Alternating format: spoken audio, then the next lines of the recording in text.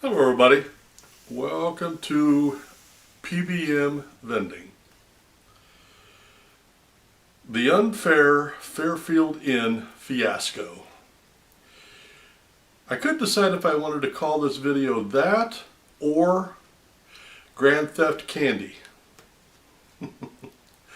I can laugh now, but it really wasn't very funny at the time. And here's how it goes. Now, I use a placement company to find locations for my machines. And they have this policy that if they have, every time you buy so many machines, you get a free placement if you lose one. So I got a placement in a pizza joint, which I was really happy about because it's right next to where I live. So I went in to check on it on the first month, and the owner had come in and said he didn't want any machine in there, which was too bad because the employees were nice, the location was nice, it was just a nice place. But anyway, I had to take the machine out. So I wrote the company and I said, hey, I lost this, I need another fill-in. So they got back to me within a couple of days. The name of the company is Kickstarter, by the way. I like doing business with them so far.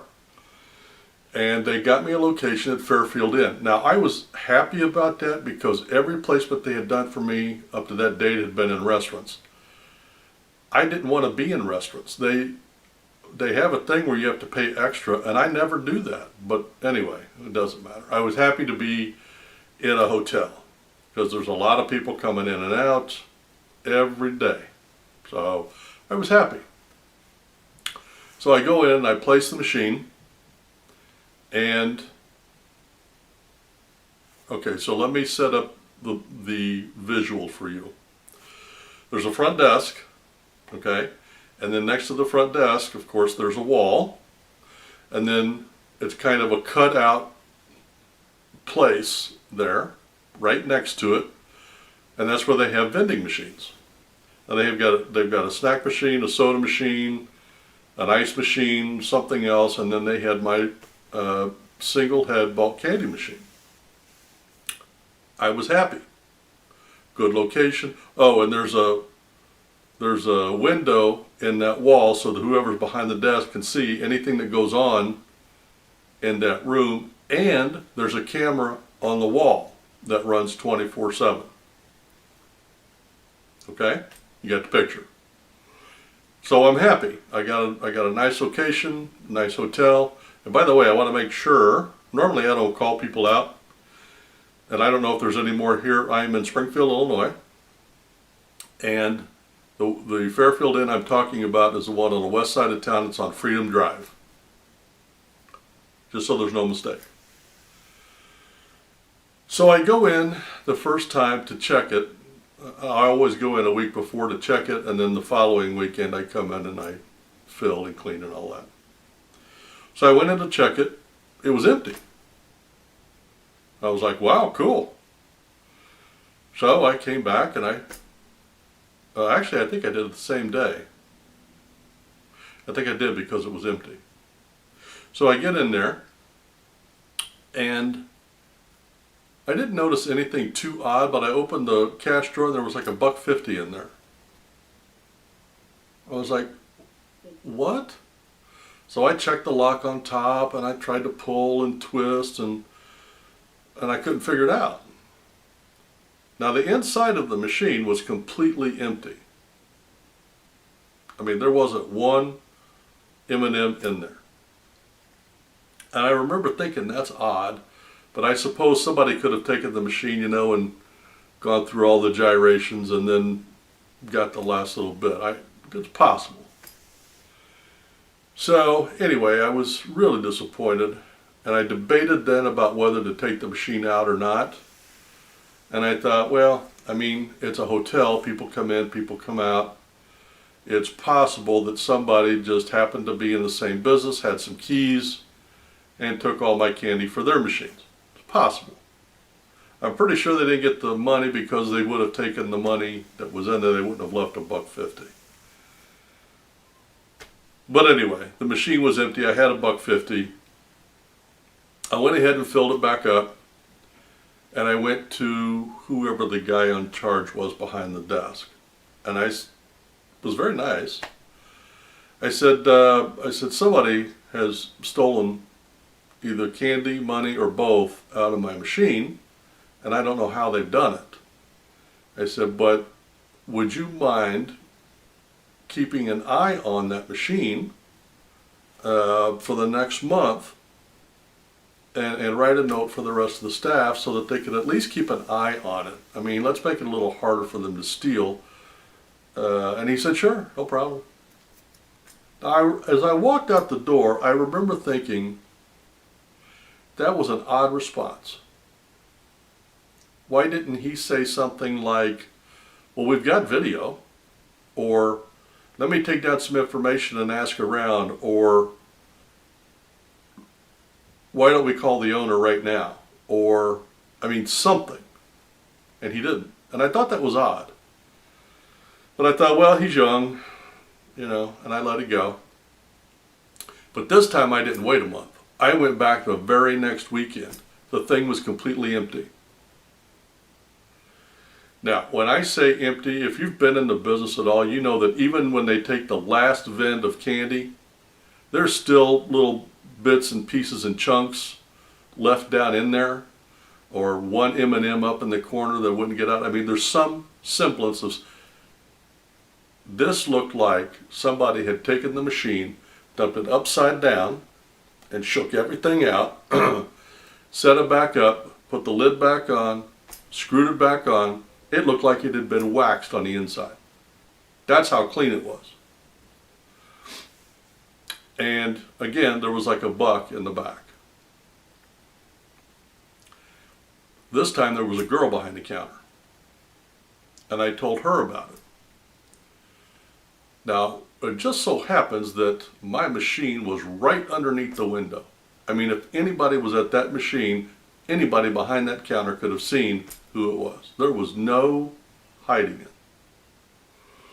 So I told her about it. She at least pretended to care. She took down my name. She took down my phone number. She put it in a book.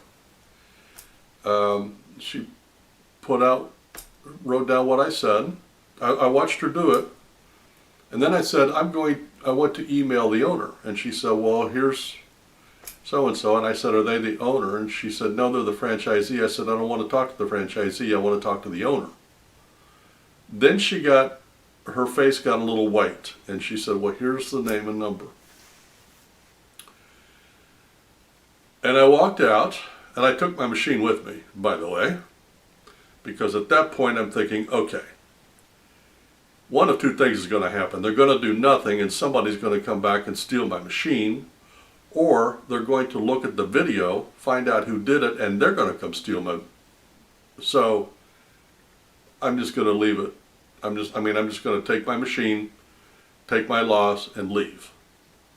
And as I got into the car, I thought, now if I was the owner or the franchisee of that company, and I got that information, I would have done some looking. I would have done some questions. I would have gone to the video. I would have done something. And then I would have called my vendor back and said, I understand we had a problem. We've taken a look at it. We can't see who it was, or we know who it was, and we took your something. I got no phone call. I got no email. I got no text. I got no acknowledgement at all. Now, what did I lose? I lost the $50 placement fee because Kickstarter's not going to replace it again. So, and I wouldn't expect them to. So I lost that $50. I lost 2 things of candy, which, only cost me $13 each time. So that's $26, but that's like 50 some dollars in vends.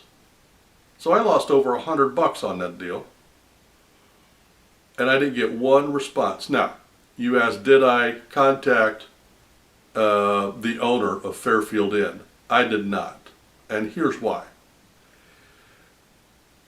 In this town, this is a small, big town, and I'm not the least bit interested in seeming petty. I don't want to get the name or the reputation of being difficult to deal with, because I'm not.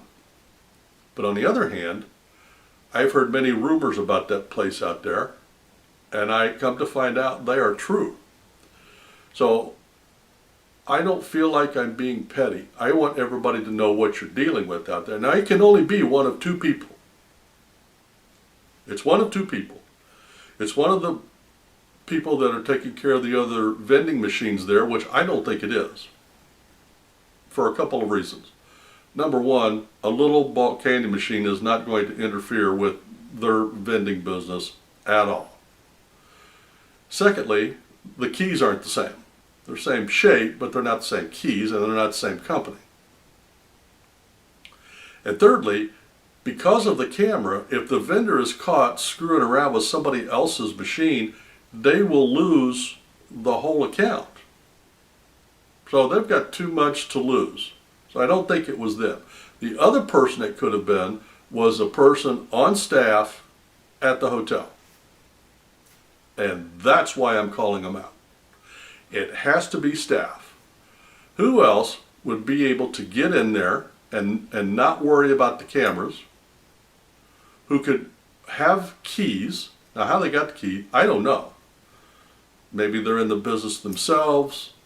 Maybe they went on the internet and got a key. I don't know. But they had a key. It was not broken into. There was no scratches or dents. No locks had been picked. I looked very closely. They had a key. And why did I get no response at all from anybody in the hotel? And why did that kid seem so odd when I told him to give me the normal response? And after the girl took all my information down, why didn't I get a phone call? Why didn't I get an email? Why didn't I get something back that said, hey, we figured it out? I think they did figure it out. I think they knew who did it and just didn't want it out. But if you're in Springfield, Illinois area, do not stay at Fairfield Inn, because obviously the franchisees that have that hotel either condone or don't care about theft. And if they'll steal my candy in front of a camera and right next to the main desk, they'll steal your stuff out of their hotel room. So be very, very careful. There's 2 other hotels right next door. Go to them. But do not go to Fairfield Inn. And that's the story of the unfair Fairfield Inn fiasco. Have a great day, and we'll see you on the next one. Goodbye.